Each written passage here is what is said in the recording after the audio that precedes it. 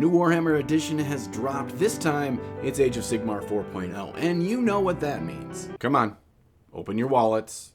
You know the drill by now. But this time, unlike all of those other times, you are going to get a new army painted, and you're not going to just slap a bunch of contrast paints all over it. Oh no, this time you are going to paint an army to be proud of. Right?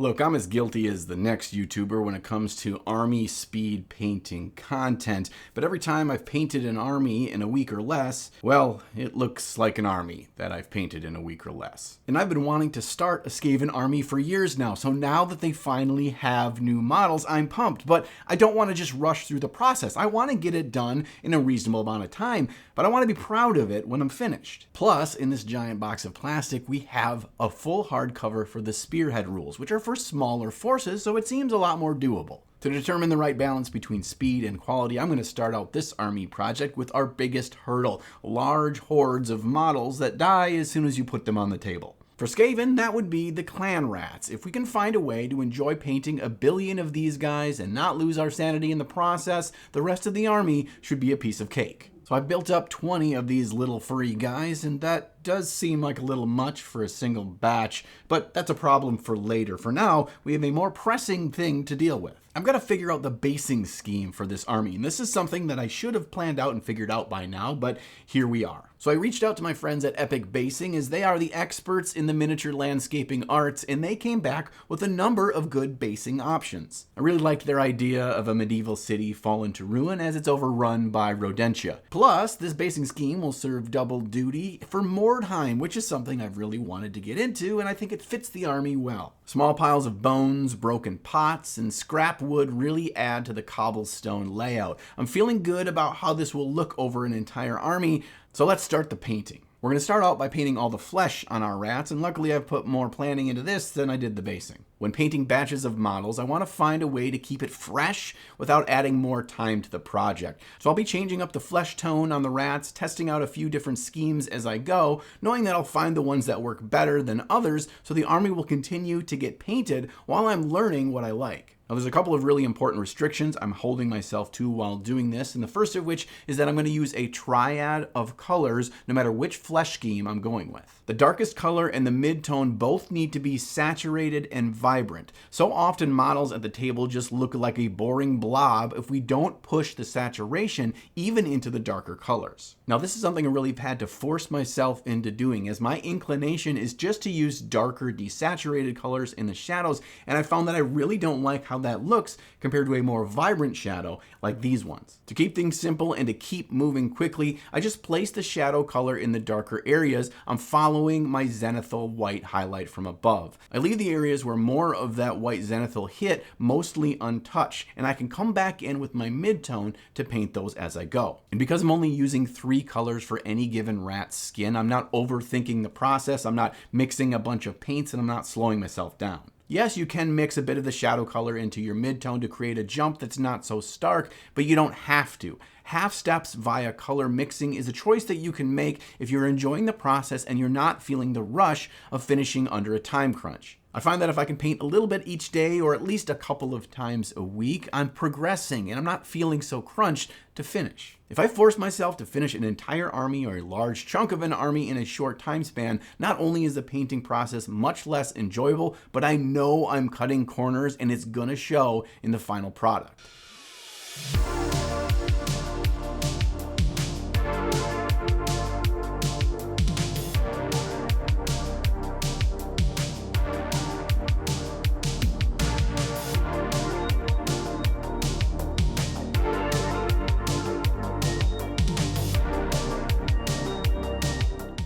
You'll notice that my highlight color for each triad is really bright, and I do that on purpose because I want a bright punch for the final highlights of this flesh. This should be the eye-catching parts of our model, and if we don't go bright enough, we aren't going to be able to make out those details to make our army really stand out on the tabletop. And if you're worried about blowing out all of your color with this bright highlight, don't be. Just keep painting. It's super easy to glaze a red or a magenta on the flesh or nose of these cute little rats, and you can glaze really any surface of a model if you felt it's gotten too bright. One thing I like to do to keep the painting moving quickly is to just use layering for all of these steps. I'm not doing any fancy techniques, I'm just adding a little bit of water to my paint so it's easier to work with, and then I'm putting it directly on the model in even smooth layers. And as I'm going through this process, I'm finding that I'm really enjoying doing this while moving quickly in painting all this skin. I'm certainly not trying to paint my best, but I'm feeling like if I can keep this up, this army might actually have a chance to win some kind of painting award at a tournament. Of course, that means I've got to hold myself to that higher standard for the rest of the details on the model, which makes me a little bit nervous about building out 20 models for this first batch instead of just 10, because 20 feels like too much in one go. So I'm gonna bite the bullet and make the executive decision to only paint one squad of 10 instead of 2. The feeling of completing the paint jobs of an entire unit or a hero really feels like I'm building momentum and I wanna keep going on the army. So I try not to make it too far to reach the completion of any given unit. If I did the full 20 models in this batch, I'm pretty confident that I'd start to rush through them just to get them done. They'd be sloppy and I wouldn't be as happy with the outcome. Trying out different color schemes for different rat flesh has really been fun and it's kept the paint process fresh. I tried a sickly green shadow color for a pestilence rat and I think that it works pretty well. Some color schemes like this one really benefit from a quick glaze of red to boost the color saturation and sell that sickly skin.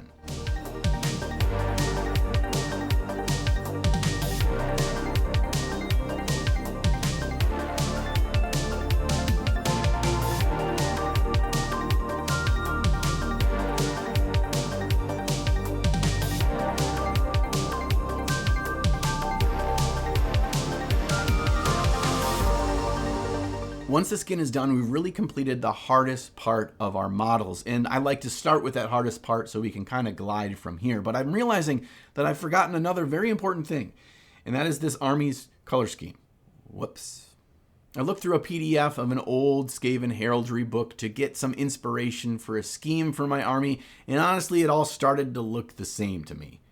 Today's video is brought to us by our friends at Into the AM. Now, I wear their clothes for every season, but summer is an especially good time to pick up some new styles. Whether you're out enjoying some amazing weather or hanging out in the basement like me, just painting minis. Into the AM releases new original styles each and every week, and they've got some bangers out for the 4th of July sale that is going on right now. And that sale is no joke. It's 30% off everything site-wide. So if you wanted to try out my favorite hoodie on the planet, or maybe some wild new styles, or a multi-shirt pack, or literally anything in their extremely diverse collection, now is the time to buy. And what's even more wild is that 10% off you always get by using code NINJON at checkout stacks with a 30% off sale. So your sale price is even lower than everyone else's sale price that they're getting for the sale price. So click on the link down in the video description below to take advantage of that 4th of July sale before it ends on July 8th. And don't forget to use promo code NINJON for an extra 10% off. A big thank you to Into the AM for sponsoring today's video.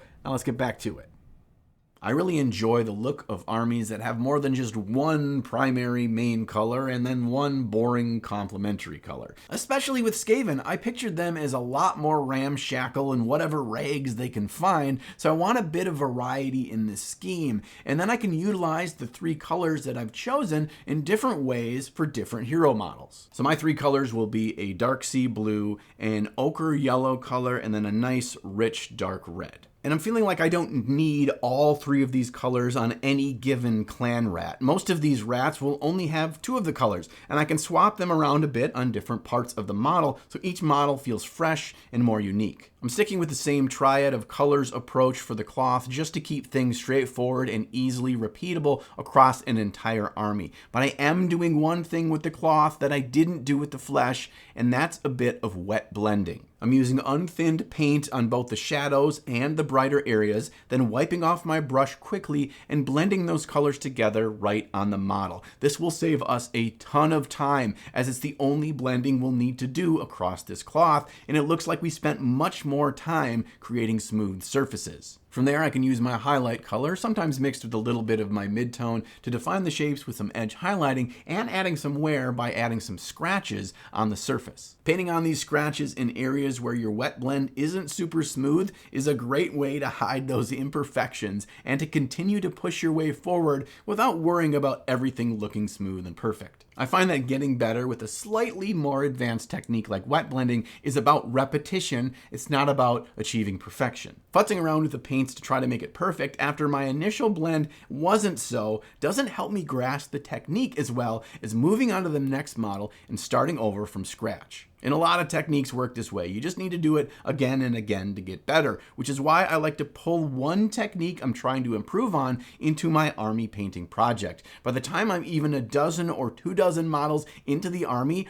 I've gotten so much better at it. But just to be careful, I never add more than one technique I'm trying to improve on into an army painting process. That'll slow me down way too much, get me frustrated, and I'll probably not finish the army. Hooray, 80% of our work is now done on these models, so let's move on to something simple in metallics. A base coat followed by a black wash for all the metals, plus a brown wash for all the silvers sets us up for some fun with weathering. Because these are sewer rats, I'm assuming they're not taking great care of their armor and weaponry. It's safe to say that a majority of them grab their weapons out of a pile of night soil on the way to the battle. I thinned down my favorite rust tone, Bloodstone, to get a glaze consistency with about 4 parts water to 1 part paint. I then push it around all of the little rivets in the corners of the steel.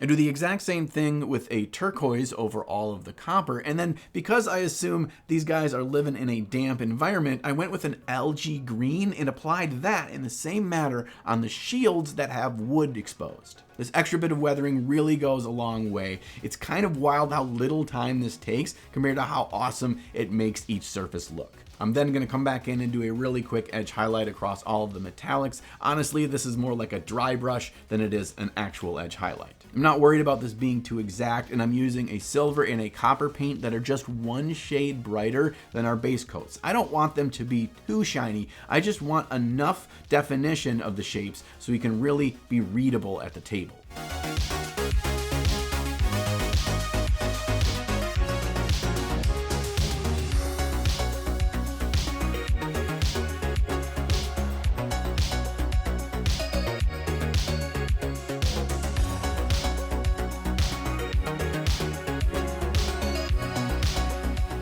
Now for painting our bases, I really want to walk this fine line between I want them done fast, but I also don't want them done so sloppily that they don't look like they fit well with the model, and all that work we did to paint the models well, it kind of goes for naught when they're on a sloppy base. So my concession is to use contrast paints. I'm going to use a Cygor brown for all of the dirt just to get that deep mud color in really quickly, and then I can dry brush a Mornfing brown over the top to get some warm depth. And then base coat all of our cobblestones with a mid-tone gray, and then I mix in little bits of khaki over and over as I do a couple of quick edge highlights to define the shapes and give a little bit more life to those stones. Because dead stones, nobody wants those. Everyone wants lively stones. We finish off these models like we do every model, and that's with a coat of satin black on the base rims, and just like that, my very first unit of my new Skaven army is complete. One thing that's really stuck with me over the years from meeting other miniature painters at conventions or online,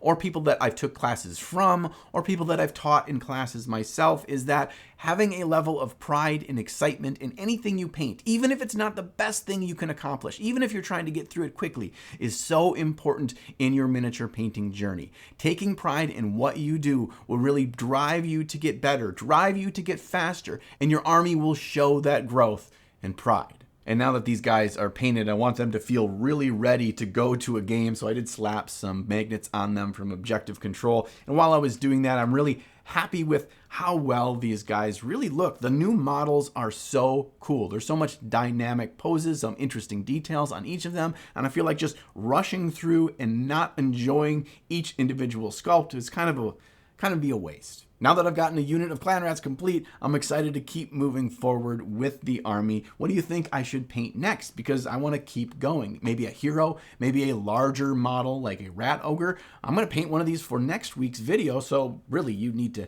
tell me what to do, please. I want to end the episode with a couple of big thank yous. Thank you to all of you that use the affiliate links down below you can get your hobby goodies to use the same stuff I do at a discount. That supports me. Also, a massive thank you to my patrons. This past week, while I was painting up all these rats, my basement flooded, which is where my studio is. And because of you wonderful patron support, I'm able to pay for all the repairs that are going to need to be done in the studio. Now, if you'll excuse me, I need to start building more of the Skaven in this box to get ready for whatever you think I should paint next week. And sometime between now and then, make sure you find time in your day to slay the gray.